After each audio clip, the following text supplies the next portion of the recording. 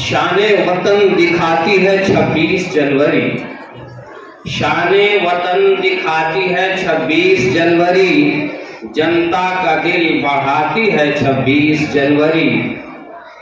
ہر سو عمارتوں پہ ہیں جھنڈے لگے ہوئے، ہر سو عمارتوں پہ ہیں جھنڈے لگے ہوئے، شان وطن دکھاتی ہے 26 جنوری۔ آئین اپنا آج کے دن ہی شروع ہوا، آئین اپنا آج کے دن ہی شروع ہوا، جنتا کو ووٹ دینے کا حق آج ہی ملا، جمہوریت کے نام کا ڈنکا ہی بج گیا، شان وطن دکھاتی ہے 26 جنوری، جنتا کا دل بڑھاتی ہے 26 جنوری۔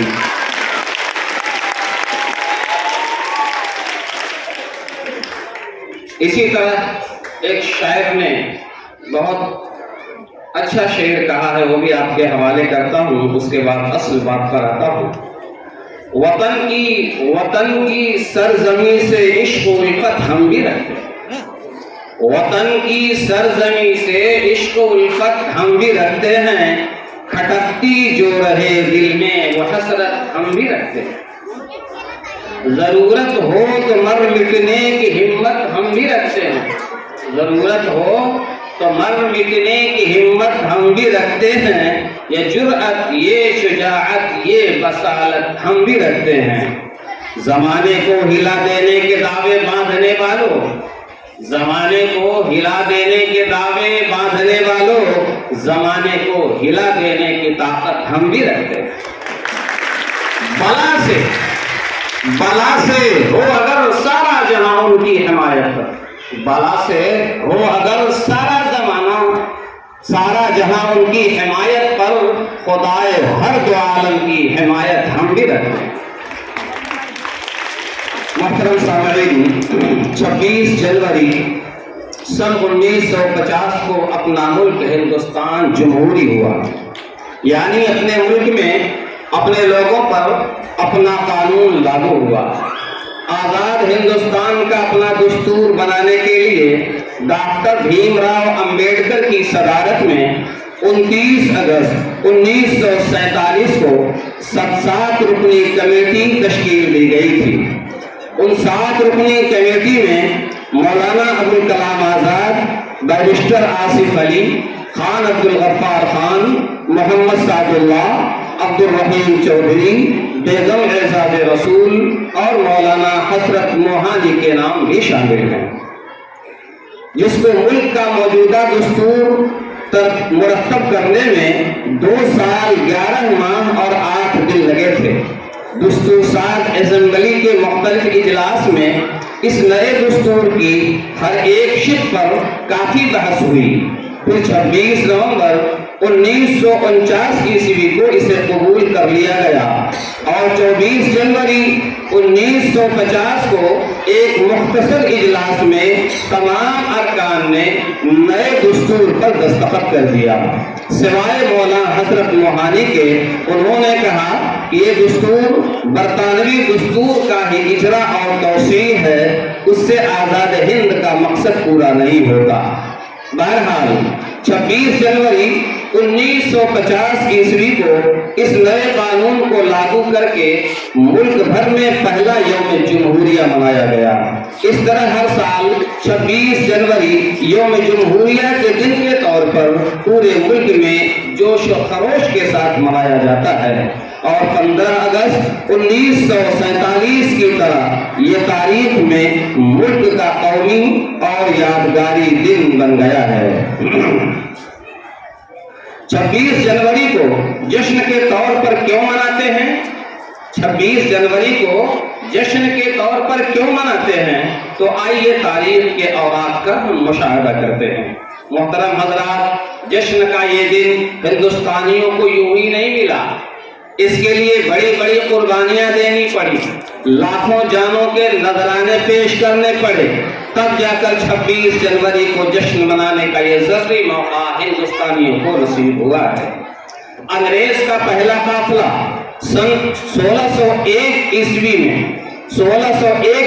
میں دور جہانگیری میں ہندوستان آیا تھا۔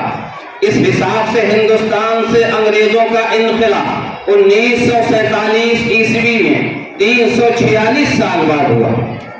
اس دوران ظلم و بربریت کی ایک طویل داستان لکھی گئی جس کا ہر صفحہ ہندوستانیوں کے خون سے لالازار ہے۔ جذبہ آزادی سے سرشار، سرفن کفن باندھ کر وطن عزیز اور اپنی تہذیب کی بقا کے لیے بے خطر آتش فرنگی میں کودنے والوں میں مسلمان پیش تھے۔ جنگ آزادی میں مسلمانوں کی قربانیاں اگر الگ کر دی جائیں تو آزادی ہند کی تاریخ کبھی مکمل نہ ہوگی۔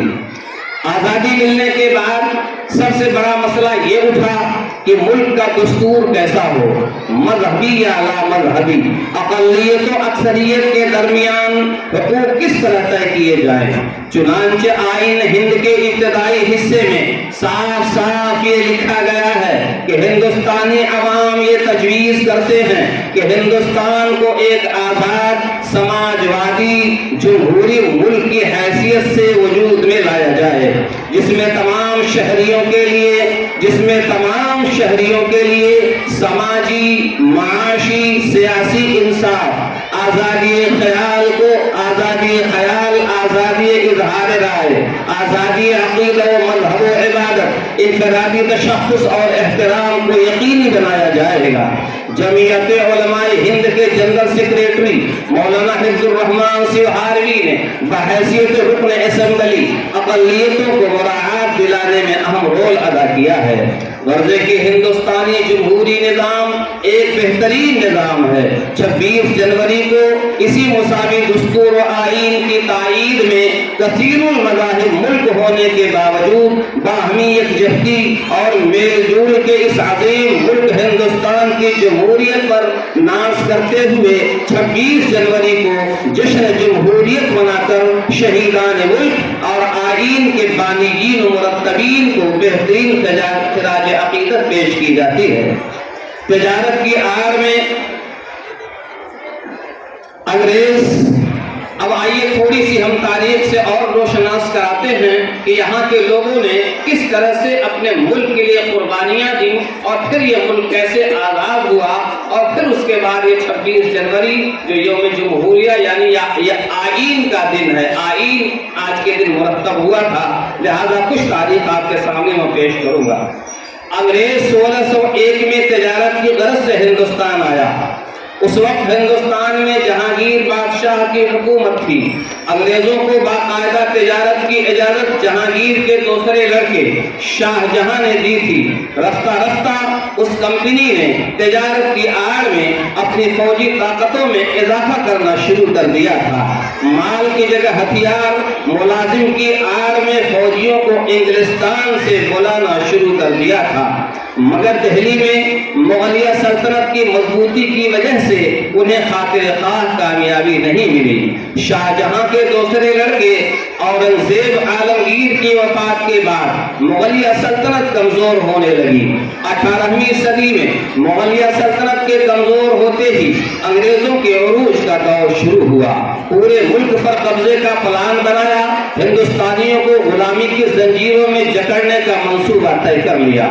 ان کے خطرناک عزائم اور منصوبے کو بھانپ کر سب سے پہلے میدان پلاسی میں جس مرد مجاہد نے انگریزوں سے مقابلہ کیا اور سن 1757 عیسوی میں جام شہادت نوش کیا، وہ شیر بنگال نواب سراج الدولہ تھا۔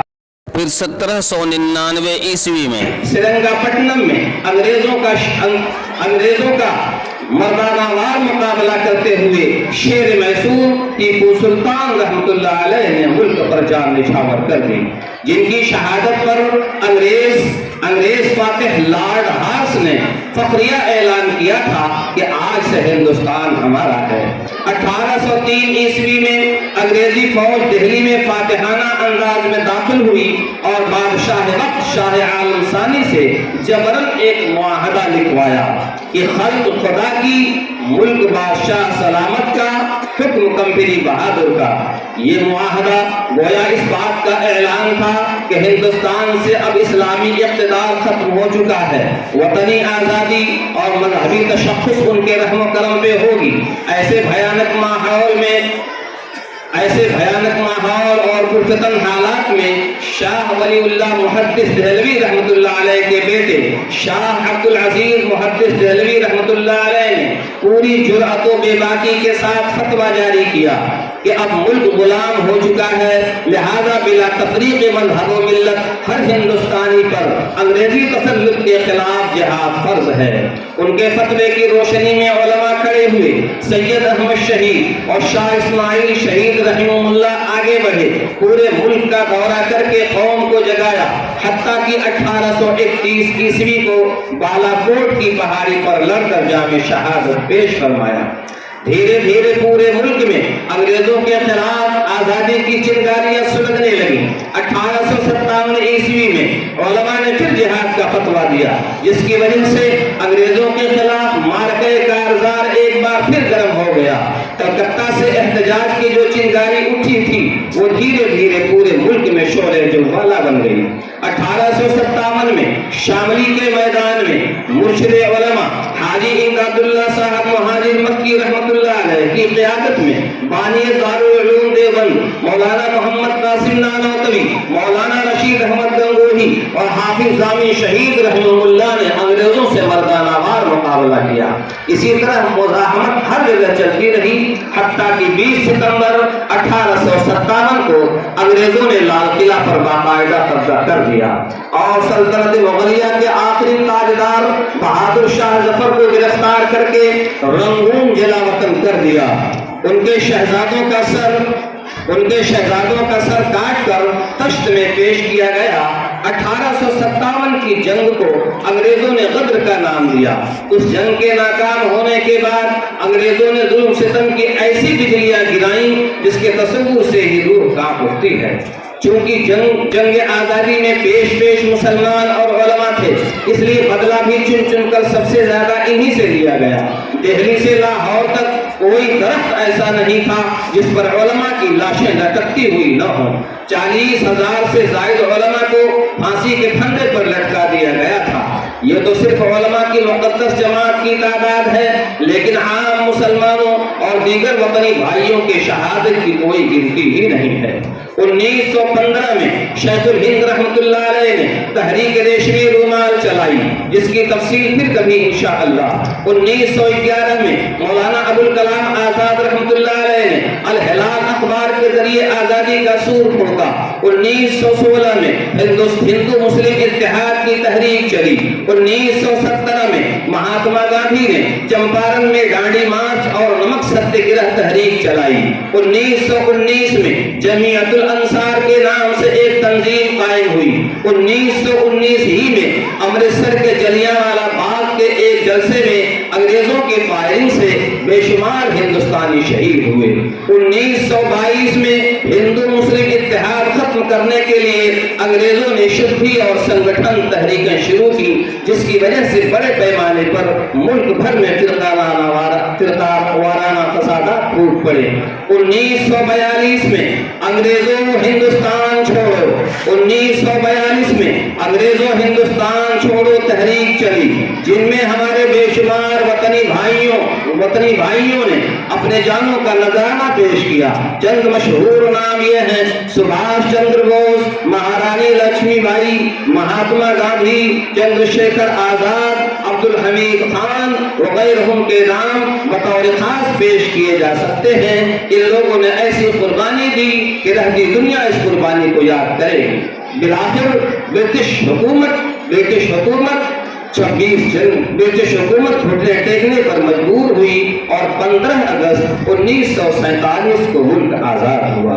26 जनवरी यौम जमहूरिया के जश्न ज़बरीन के मौका पर आइए हम सब मिलकर आईन के तहफ़्फ़ुज़ और जमहूरी अक़दार की बका को मुक़द्दम रखने का हलफ लें और यौम जमहूरिया के मेहमानों को सच्ची अक़ीदत पेश करें। अब आखिर में अल्लामा इक़बाल के उस उमूमी शेर पर अपनी बात को ख़त्म करता हूँ। کہ سارے جہاں سے اچھا ہندوستان ہمارا، ہم بلبلیں ہیں اس کی یہ گلستاں ہمارا۔ مذہب نہیں سکھاتا آپس میں بیر رکھنا، مذہب نہیں سکھاتا آپس میں بیر رکھنا۔ ہندی ہیں ہم، ہندی ہیں ہم، ہندی ہیں ہم، وطن ہے ہندوستان ہمارا۔ وہ آخر دعوانا الحمدللہ۔